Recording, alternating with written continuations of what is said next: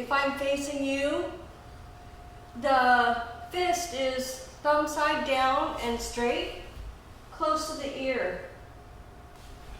And the actual elbow here is tilted into your center. And that's the look of it. When you're doing the kata, you use the opposite arm to get the power. So the hikite is what drives this up. The power on this one gets that one out. This target is not to the face, it's to the chest. Forward smash, and I really enjoy this one in the Nihonchi katas because you're using all the elasticity here to get the strike to go all the way over here, and you're trying not to bend your knees or your shoulder to get there. So it's over here, which is quite a distance.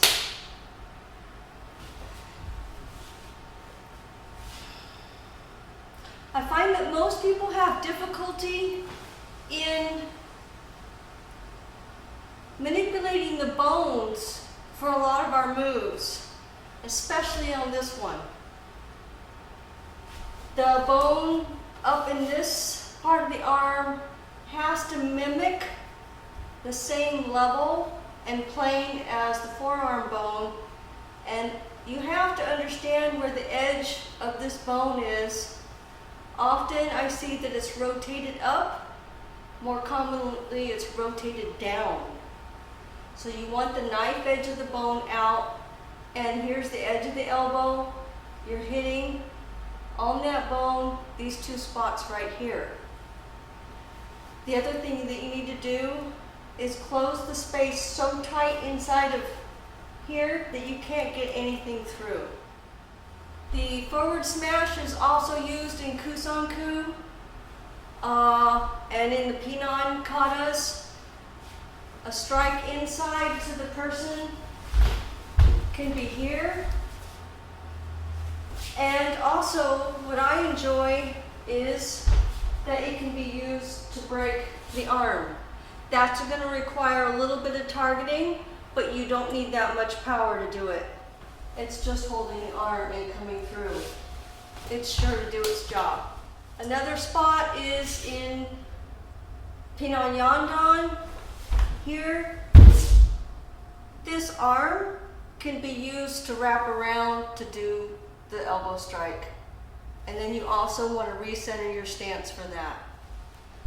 I do get a lot of questions about the fist on the inside. About this much curl is okay.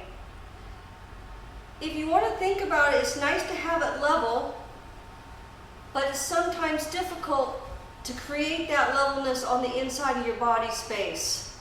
You don't want too much curl. You need a little bit of awareness there. It looks a little curled there, but my bone is straight on top of here.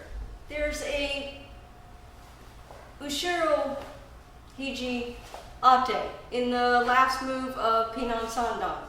Coming around here, my opponent is going to grab me from behind.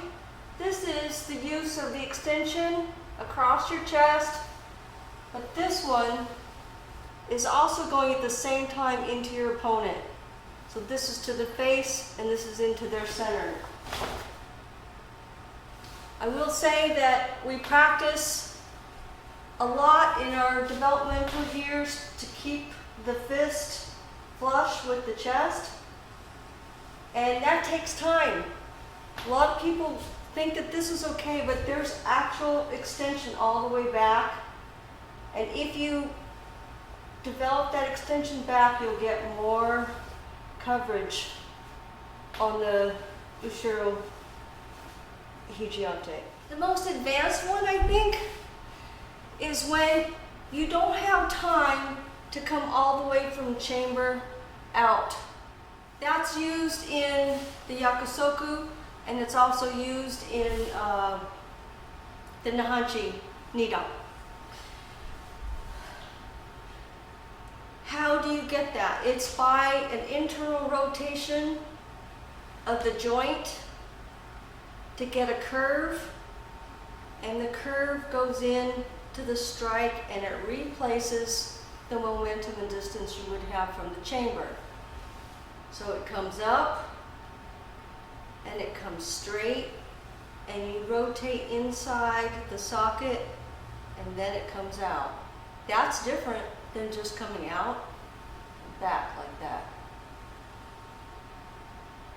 So it's a very short, you're getting the same amount of power with a short distance from here out.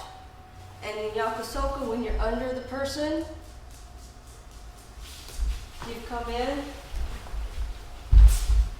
If you come all the way back here, it's coming.